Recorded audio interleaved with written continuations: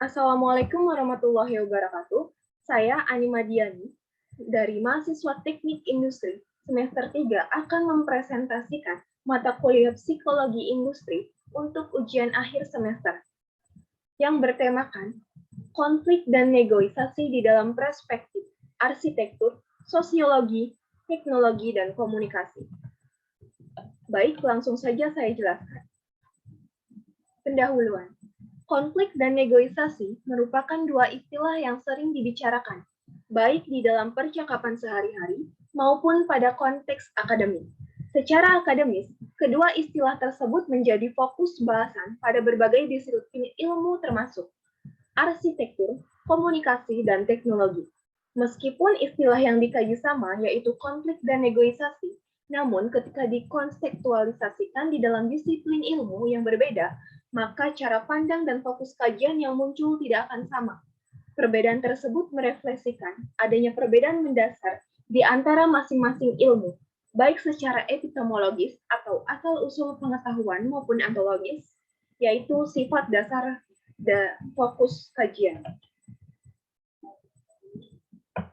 Selanjutnya, masing-masing disiplin serta kaitannya dengan komunikasi memiliki 7 poin di antaranya. Yang pertama, arsitektur dan komunikasi. Yang kedua, sosiologi dan komunikasi. Yang ketiga, teknologi dan komunikasi. Yang keempat, konflik dan negosiasi dalam berbagai perspektif keilmuan. Yang kelima, konflik dan negosiasi dari sudut pandang arsitektur. Yang keenam, konflik dari negosiasi sudut pandang sosiologi. Dan yang terakhir, yang ketujuh adalah konflik dari negosiasi sudut pandang teknologi. Selanjutnya, arsitektur dan komunikasi. Kesadaran pentingnya komunikasi memunculkan kajian baru di dalam pendidikan arsitektur yang bernama Teknik Komunikasi Arsitektur, yang memiliki 4 poin di antaranya.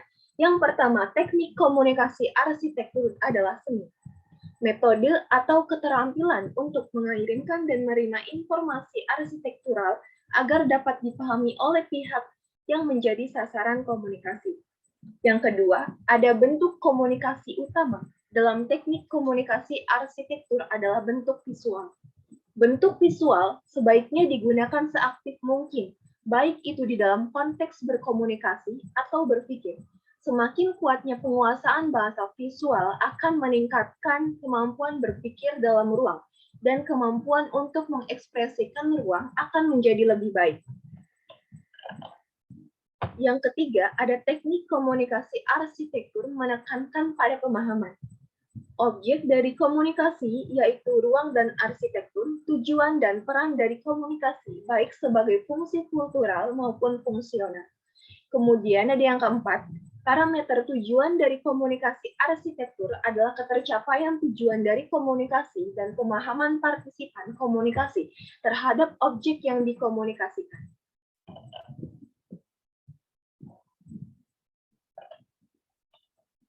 Selanjutnya, ada 8 faktor manusia menggunakan speech ketika komunikasi tatap muka.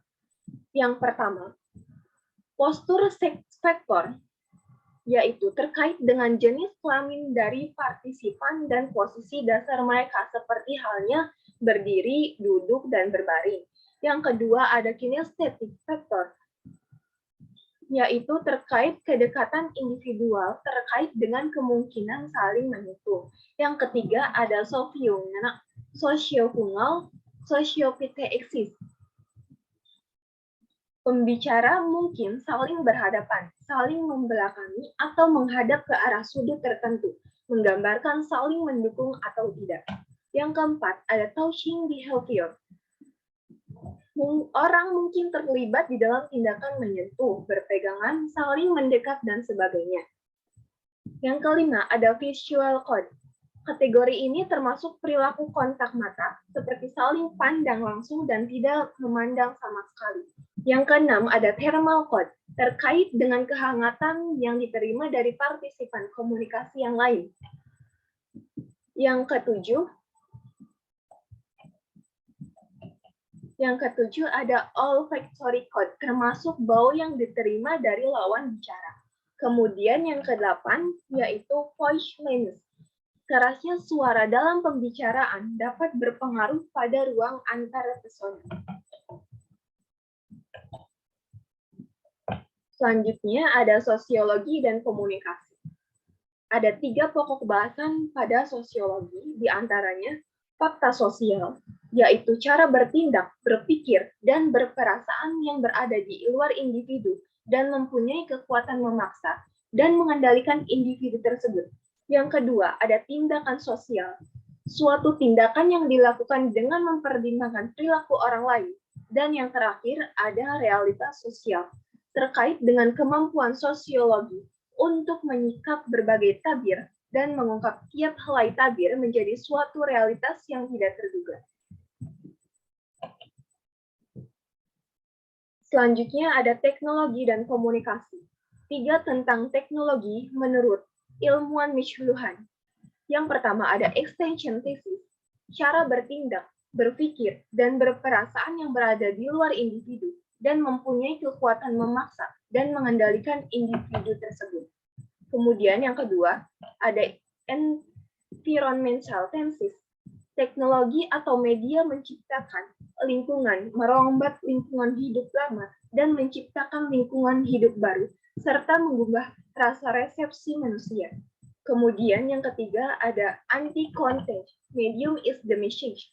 Konten tidak penting, medianya yang tidak penting, teknologi merupakan media pemuasan diri.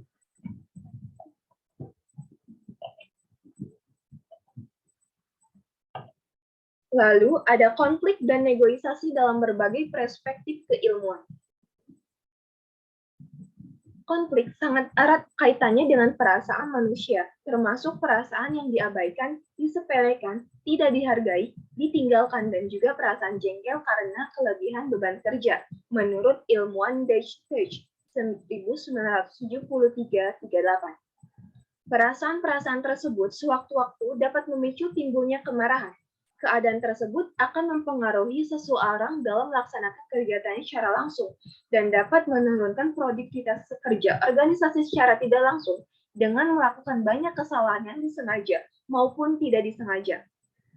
Dalam suatu organisasi, kecenderungan terjadinya konflik dapat disebabkan oleh suatu perubahan secara tiba-tiba, antara lain kemajuan teknologi baru, persaingan ketat, perbedaan kebudayaan dan sistem nilai, serta berbagai macam kepribadian individu. Selanjutnya ada konflik dan negosiasi dari sudut pandang arsitektur. Menurut ilmuwan Jacques 1997, arsitektur postmodern memungkinkan para kreaturnya untuk mempersatukan sekaligus mempertarungkan konsep-konsep arsitektur yang telah ada sekaligus memodifikasi struktur serta bahan bangunan yang digunakan. Untuk bangunan sendiri pada akhirnya merupakan perpaduan asimetris karena membebaskan kreatornya dari struktur yang secara ketat mengikat mereka. Makna estetika kemudian dibawa ke ranah yang lebih jauh dengan cara menabrakkan konsep-konsep yang dulunya tabu untuk digunakan bersamaan.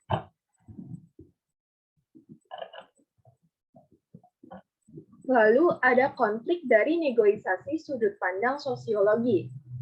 Teori konflik adalah teori yang memandang bahwa perubahan sosial tidak terjadi melalui proses penyesuaian nilai-nilai yang membawa perubahan, tetapi terjadi akibat adanya konflik yang menghasilkan kompromi yang berbeda dengan kondisi pemula, menurut Rilke dan Goldman.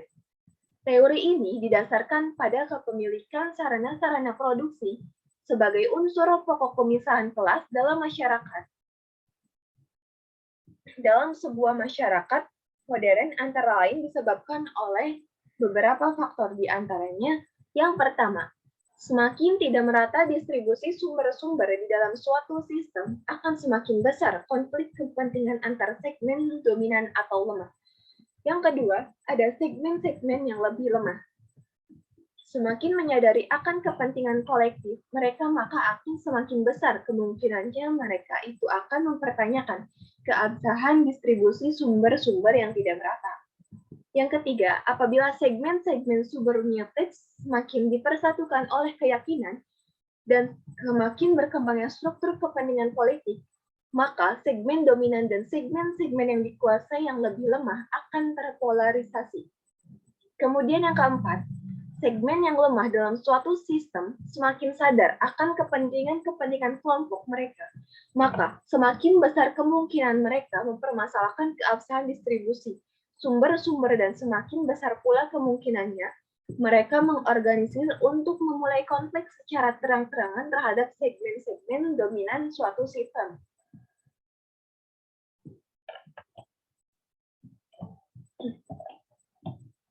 Lalu, ada 3 tahapan berkembangnya suatu konflik. Di antaranya, yang pertama ada latent tension.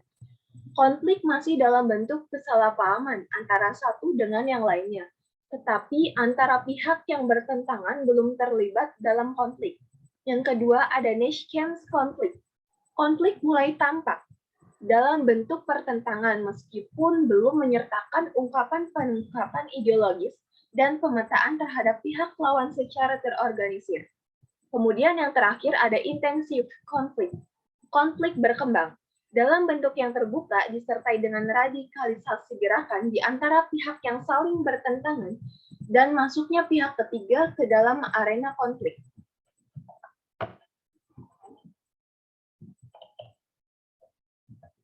Menurut konsep konflik dibagi menjadi 2, yaitu konflik realistis dan konflik non-realistis.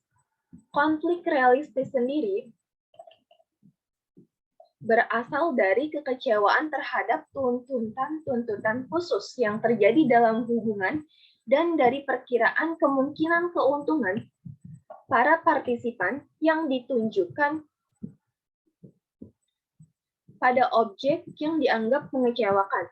Contohnya para karyawan yang mogok kerja agar tuntutan mereka berupa kenaikan upah atau gaji yang dinaikkan.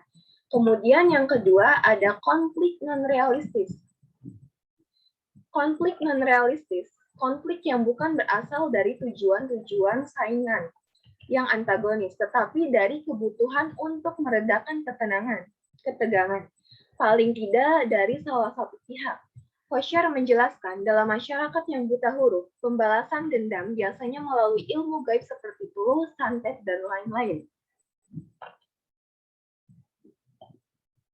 Lalu ada 3 proses penyelesaian konflik, di antaranya ada arbitrasi, merupakan proses negosiasi yang melibatkan pihak ketiga yang memutuskan jalannya konflik dan keputusan yang harus diambil dalam menghentikan konflik.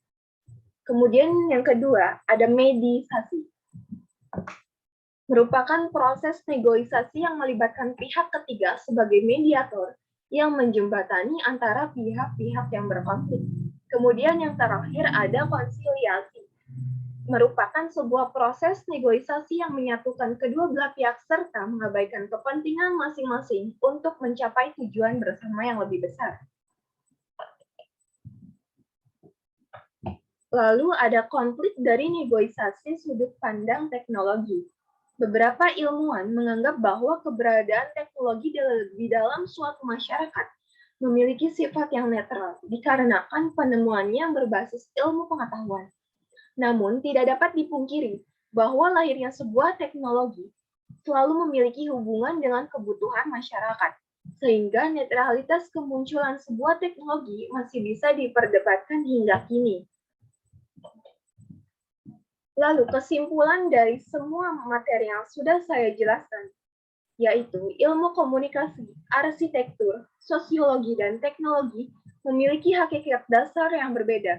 Arsitektur pada intinya adalah hasil upaya manusia menciptakan lingkungan yang utuh untuk menampung kebutuhan manusia bertempat tinggal, berusaha, atau bersosial budaya. Sedangkan sosiologi di sisi lain adalah ilmu kemasyarakatan yang mempelajari struktur sosial dan proses-proses sosial, termasuk perubahan sosial. Lalu komunikasi secara ontologis berarti ilmu yang mempelajari interaksi. Adapun teknologi berbicara tentang bagaimana manusia memodifikasi lingkungan alam atau sumber daya alam agar sesuai dengan tujuannya.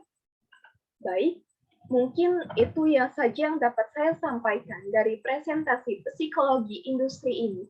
Kurang lebihnya, mohon maaf wabillahi taufik walhidayah. Wassalamualaikum warahmatullahi wabarakatuh. Terima kasih.